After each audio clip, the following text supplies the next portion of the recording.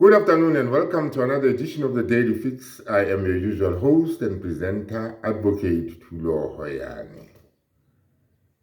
This morning, as the cross-examination of Muzi Sibiya continued in the Pretoria High Court by Advocate George Baloyi, it again emerged that when Cibia was first arrested on the 19th of March 2019, General Cibia was present at Clorco, where Cibia was taken and where he alleges he was assaulted. This is a highly significant admission or disclosure that Baloyi, the prosecutor, has not challenged. You'll recall that this is significant because General Shadrack Sibiya was suspended from the South African Police Service in 2015. This was allegedly because he was involved in something else unrelated to the MEYIWA investigation or trial. He was dismissed from the South African Police Service because he had been allegedly involved in the rendition or the repatriation, or to put it correctly, the illegal repatriation or rendition of Zimbabwean nationals back to their country of origin, Zimbabwe. So it was then that General Shadrack Sibiya was dismissed from the South African Police Service after an internal disciplinary hearing.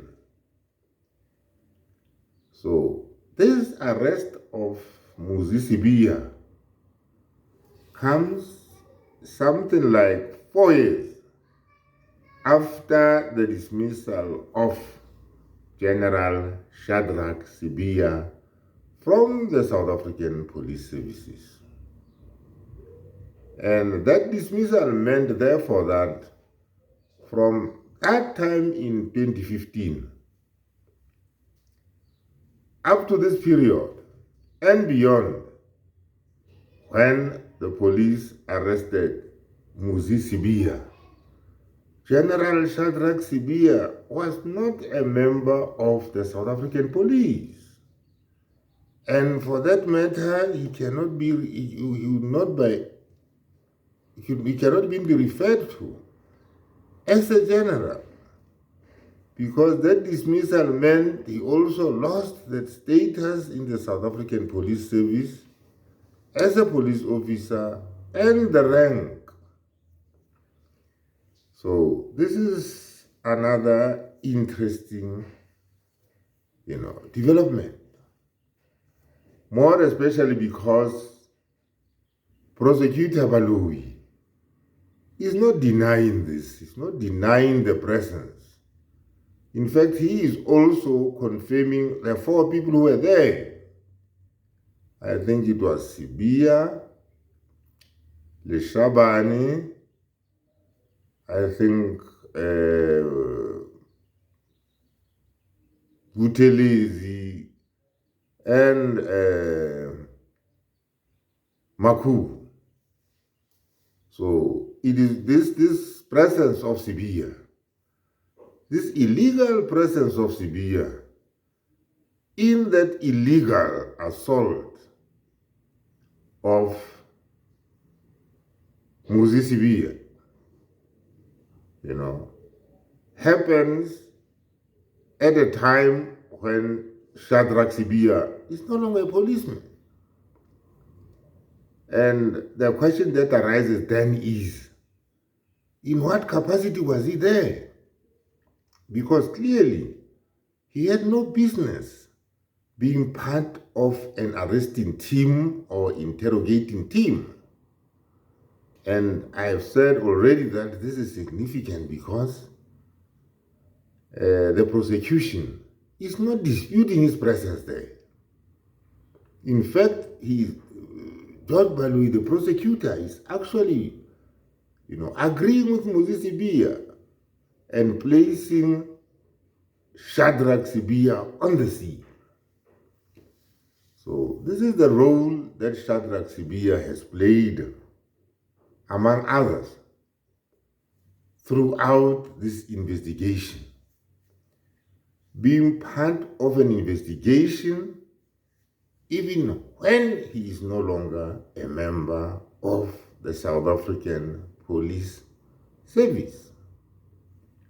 Now, the question that I've always asked myself is, what was the interest of General Shadrack Sibiya in the MEYIWA investigation? What was this burning interest such that he would, force his way or maneuver his way into the investigation of this matter, be part of interrogating teams that Sibiya alleges assaulted him? What interest was he pursuing here? So to an extent that he even, impersonates the police, because what Cibia is doing here is unlawful. Here is civilian Cibia impersonating or usurping the role of the South African Police Services and styling himself a general, perhaps, because, even after his dismissal from the South African Police Service. This is clearly an unlawful act on the part of General Shadrack Sibiya. Now, what becomes even more interesting from the testimony of Muzi Sibiya, under cross-examination by Advocate George Baloyi, is that he says he never saw Sibiya again. And Leshabani, I think the other one is Leshabani. It was Sibiya, Leshabani, and Makubu, the first one, and another one. What I'm saying there is, the interesting thing is, accused number one, Muzi Sibiya, says he never again saw Shadrack Sibiya. He never saw him in court. And how true that is, because you see, General Shadrack Sibiya has always been playing a background role in these matters. Here he is surfacing as part of an interrogation team, and yet he has made no statement at all in connection with the investigation of this matter, and he has also confirmed this before Parliament's ad hoc committee. He has also not featured in the trial in any way whatsoever. And this he has also confirmed before Parliament's ad hoc committee. But the question that will always remain is, this is a huge red flag, because there are many allegations about General Sibiya and his involvement and the role that he played, among others, to tamper with the crime scene shortly after MEYIWA was shot and killed. And now we see him illegally being part of an arresting team of policemen.